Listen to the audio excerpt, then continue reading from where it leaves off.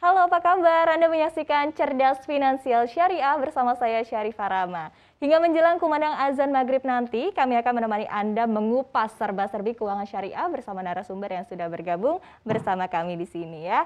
Nah, selama bulan Ramadan ini memang ada kecenderungan nih pengeluaran masyarakat ini semakin meningkat. Apalagi kita ketahui ada yang namanya hantu inflasi yang juga membuat harga beberapa barang ini semakin naik.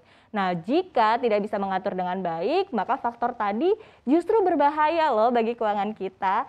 Nah, di segmen Cerdas Finansial Syariah, kali ini kita akan membahas seperti apa sih caranya agar bisa pintar mengelola keuangan di bulan Ramadan ya. Dan untuk menggalinya lebih lanjut lagi, kami sudah terhubung bersama dengan perencana keuangan, ada Mbak Mika Rini. Halo, Assalamualaikum Mbak Mika, apa kabar? Waalaikumsalam, kabar saya sehat, Oke, Mbak alhamdulillah. Mika, kita ketahui ya tadi sudah disebutkan di awal nih ya, kalau di bulan Ramadan ini biasanya kan ada inflasi harga bahan-bahan pokok begitu ya, belum lagi biasa kebutuhan juga semakin meningkat. Misalnya nih ya berbuka puasa bersama, kemudian juga kalau buka puasa ini pengen makanannya itu enak dan juga banyak nih, sehingga akhirnya pengeluaran tanpa disadari rupanya semakin membengkak. Nah, ini gimana sih Mbak caranya supaya kita, ini tips and triknya agar bisa mengelola keuangan di bulan suci Ramadan?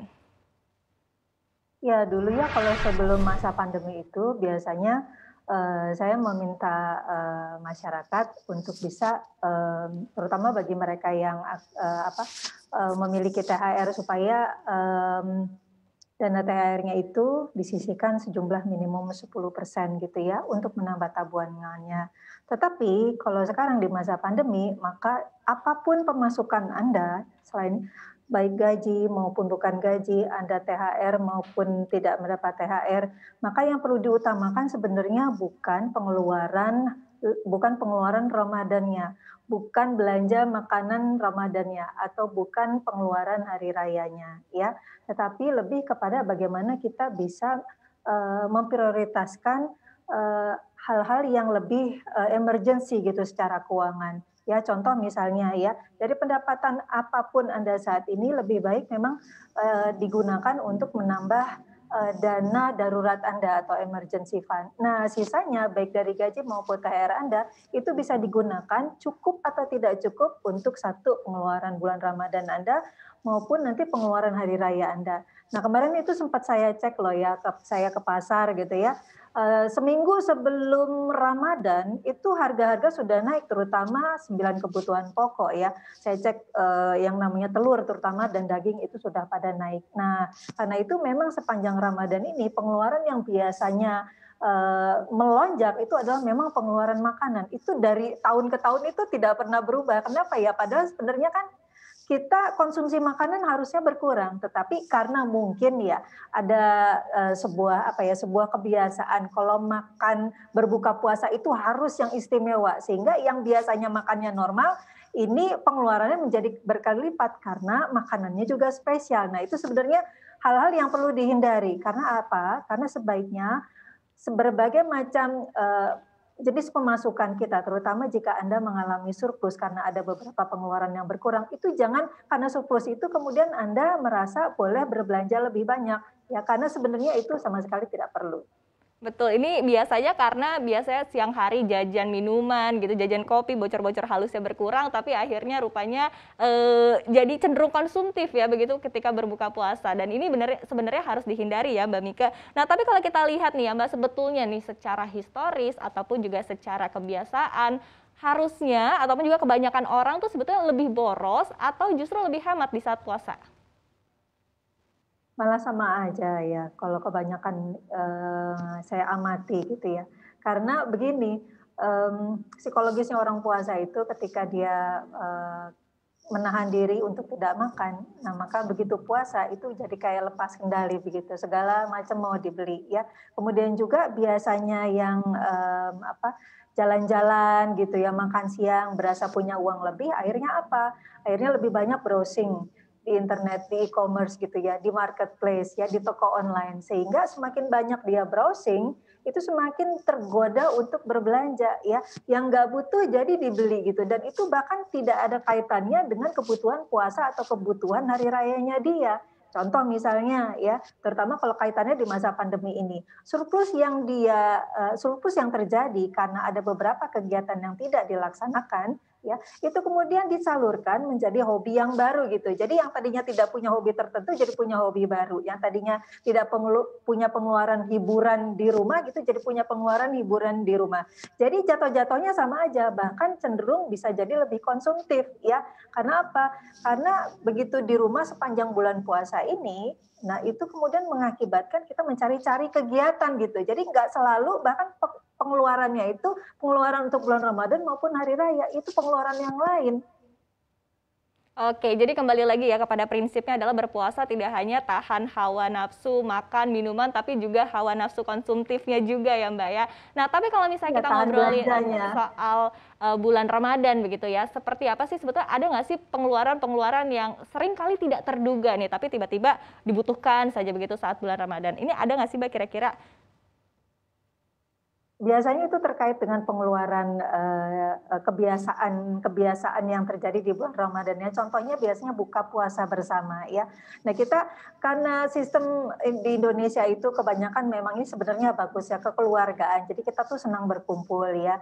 Dan selama pandemi ini bahkan saya lihat, eee, kegiatan untuk, berkumpul itu tidak, berkurang signifikan, itu tidak terlalu besar ya gitu, terutama kalau dalam masa bulan Ramadan ini ya, saya lihat mal-mal juga tetap ramai ya, di mana di situ tetap ngantri orang untuk berbuka puasa, kemudian juga silaturahmi antar keluarga itu tetap berjalan. Nah itu kan semuanya membutuhkan satu misalnya transportasinya, kemudian juga setidaknya makanan lah gitu.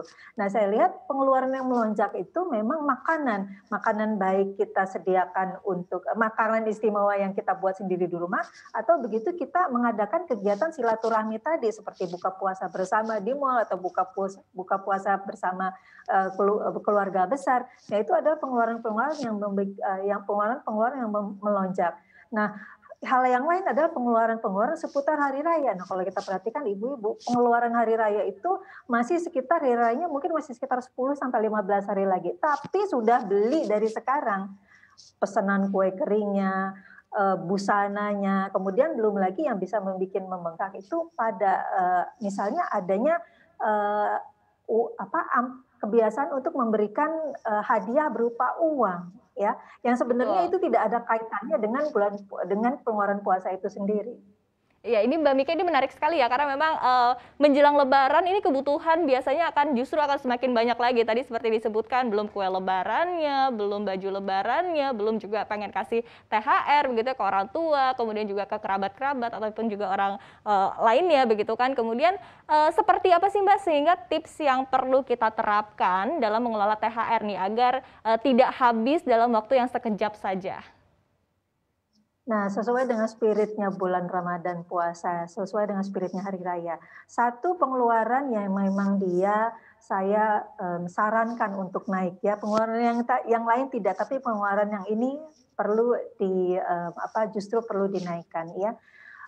Untuk prioritas keuangan keluarga Anda ya, ini di luar dari pengeluaran belanja bulan Ramadan maupun pengeluaran, hari raya ya.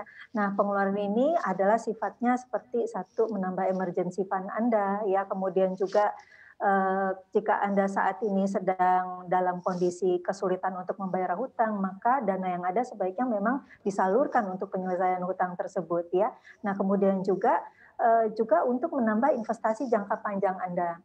Nah, prioritas keuangan ini jika Anda memiliki kelebihan surplus keuangan sebaiknya dialokasikan ke sana. Sementara untuk belanja konsumtifnya itu sebenarnya harusnya malah malah berkurang ya, karena satu, bulan Ramadan kita berkurang makanannya, kemudian juga karena pandemi kita juga terbatas untuk aktivitas di luar. Walaupun demikian, ada satu lagi pengeluaran yang memang terkait hari raya yang sangat disarankan untuk naik, yaitu zakat, infak, dan sedekah. Sementara untuk pengeluaran konsumtifnya sebaiknya memang dikurangi.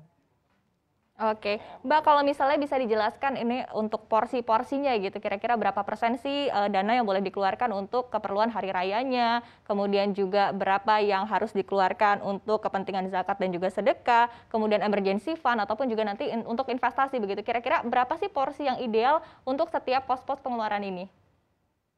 Nah, begini ya, Jadi kemungkinan untuk bulan Ramadan ini ada dua skenario ya. Jadi begini, skenario pertama adalah Anda mendapat gaji atau punya pemasukan reguler lah gitu. Pemasukan reguler ini bagi orang yang bagi karyawan tentunya digunakan untuk pengeluaran yang memang rutin. Jadi ini pengeluaran di luar hari rayanya. Ya, itu biasanya di situ sudah termasuk tabungan, premi asuransi, dan kemudian belanja biaya hidupnya. Nah, kemudian datang lagi satu skenario kedua adalah dia mendapatkan THR ya. Kalau begitu bagaimana kita menggunakannya? Nah, karena itu seperti yang saya sarankan di awal untuk menambah jumlah tabungan dan investasi Anda. Jadi yang biasanya tadi sudah reguler tabungannya itu ditambah lagi jika Anda memang punya pemasukan tambahan berupa THR tadi.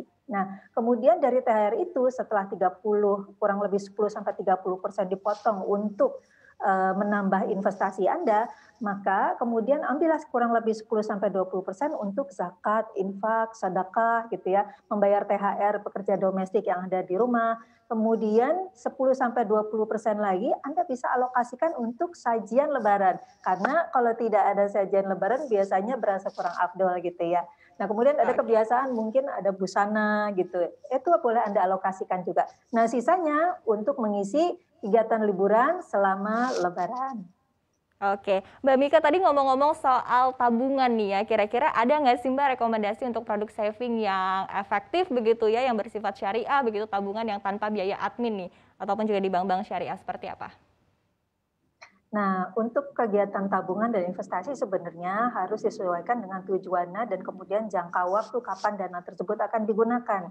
Nah, dalam hal ini terkait dengan pandemi, maka kita perlu evaluasi tujuan keuangan, tujuan menabung kita itu dinomorsatukan untuk kita bisa memenuhi kuota dana darurat kita ya. Setidaknya Anda harus punya 6 kali sebenarnya dari gaji Anda atau dari penghasilan Anda ya untuk dana darurat.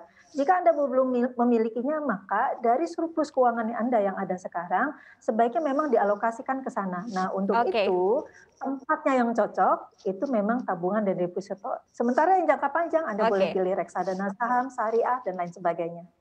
Oke, terima kasih sekali Mbak Mika ini tidak terasa ya waktunya sebentar lagi kita sudah menjelang azan maghrib begitu. Terima kasih sudah bergabung bersama kami di program Cerdas Finansial Syariah. Sukses dan sehat selalu untuk Anda. Assalamualaikum warahmatullahi wabarakatuh.